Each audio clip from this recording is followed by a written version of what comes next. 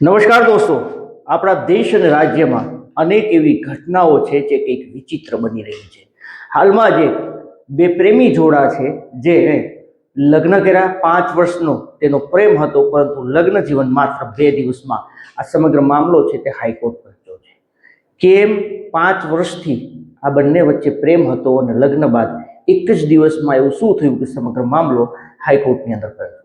આ સિવાય 20 લોકો એવા છે જે ભેંસ હડકાઈ થઈ અને આ 20 લોકો છે તે હોસ્પિટલે દોડી ગયા છે. અને એક એવો વૃદ્ધ માણસ જેનું મોત થાય છે અને મોત તેની ચિતા છે તે સળગતી હોય છે અને દાગુ છે ત્યાં નજીકમાં પત્તા કાઢીને જુગાર રમતા હોય છે. આ સમગ્ર મુદ્દે વાત કરીએ, વિડીયોની શરૂઆત કરીએ. નમસ્કાર દોસ્તો, હું છું દિલીપ મોરી અને આપ જોઈ રહ્યા છો નમસ્તે. સૌપ્રથમ વાત કરી દઈએ એ પ્રેમી જોડાની. એક મલ્ટીનેશનલ કંપની છે અમદાવાદની અંદર. આ યુવાન છે જે મલ્ટીનેશનલ કંપનીની અંદર જોબ કરતો હોય છે.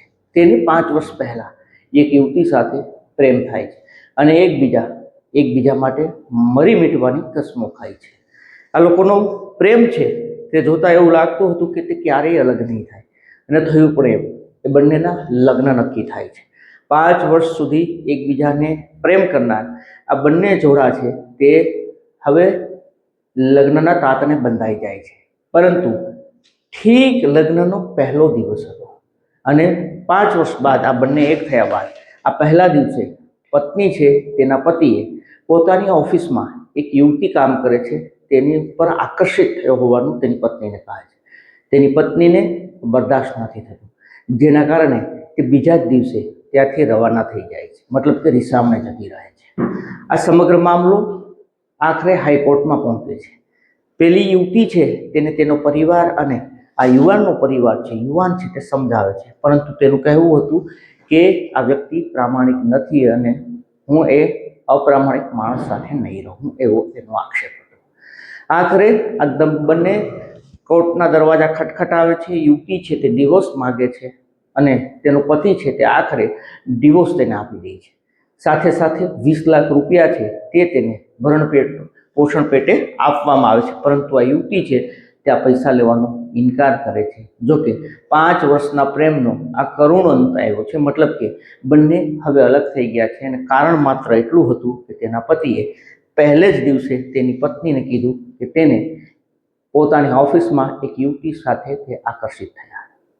તો કંઈક આવી ઘટના છે તે અમદાવાદથી પ્રકાશમાં આવી છે, હાઈકોર્ટની અંદરથી. આ સિવાય અન્ય એક ઘટના છે જે સામે આવી છે અને તે છે આપણો રાજસ્થાનનો હનુમાનગઢ.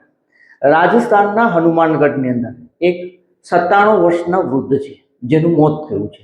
પરંતુ એ મોતને જ્યારે તેની અંતિમ વિધિ કરવામાં આવે છે, મતલબ કે તેને સ્મશાન યાત્રા ઉપર લઈ જવામાં આવે, સ્મશાને લઈ જવામાં આવે છે, ત્યાં જે દાગુ છે ત્યાં ડેડ બોડી છે તેને આગ આપે છે અને ત્યારબાદ ત્યાં પત્તે રમવાની શરૂઆત કરે છે. આ વિડીયો સોશિયલ મીડિયાની અંદર ખૂબ વાયરલ થઈ રહ્યો છે.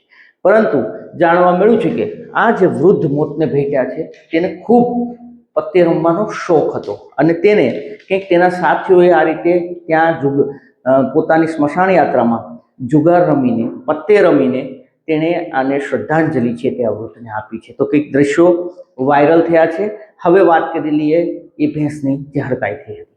આપણા ગુજરાતનું મહેસાણા છે, મહેસાણાનું ઈડર છે અને આ ઈડર તાલુકાનું એક ગામ છે લાલોડા કરીને. આ લાલોડા ગામ છે ત્યાં 2 દિવસ પહેલાં એક ભેંસનું મોત થાય છે. આ ભેંસનું 20 લોકોએ દૂધ ખાધું હતું, પરંતુ ભેંસના મોત બાદ આ 20 લોકોમાં ખળભળાટ મચી જાય છે, સનસની મચી જાય છે. કારણ હતું કે જાણવા મળ્યું કે એ ભેંસ છે તેને 2 દિવસ પહેલાં હડકવા થયો હતો, તેનું હડકવાના કારણે મોત થયું છે, જેના કારણે તેનું જે દૂધ ખાધું હતું 20 લોકોએ, તમામ લોકો છે તે સિવિલ હોસ્પિટલ ખાતે દોડી ગયા હતા, જ્યાં તેમણે હડકવાની રસી લીધી છે અને એ લોકો હાલ ચિંતામાં છે. ડૉક્ટરનું કહેવું છે કે અહીંયા પણ દર મહિને 100 જેટલા હડકવાના કેસ આવી રહ્યા છે. બીજી વાત એ કે ઘણા બધા તબીબોનું એ પણ કહેવું છે કે જ્યારે આપ દૂધ ખાઓ છો, સામાન્ય રીતે 70% લોકો છે જે દૂધ બહારથી ખરીદીને ખાતા હોય છે, તેને ખબર નથી હોતી ક્યાંથી દૂધ આવ્યું છે, કોનું છે, એ પ્રાણી કેવું છે, જેના કારણે ડૉક્ટરનું કહેવું છે કે જ્યારે પણ આપ દૂધ ખરીદી કરો છો અને ઘરે લાવો છો તો સૌપ્રથમ તેને બરાબર ઉકાળીને તેને આટોવું જોઈએ, જેથી કરીને આવા હડકવા કે અન્ય કોઈ લક્ષણો હોય તો તેનો નાશ થાય છે. દોસ્તો, આ તમામ મુદ્દે આપનું શું કહેવું છે, આપનું શું માનવું છે, આપ અમને જરૂરથી કમેન્ટ કરીને જણાવજો. અને આવી જ અવનવી ખબરો માટે આપ નમસ્તે જીને સબસ્ક્રાઈબ કરો. ધન્યવાદ.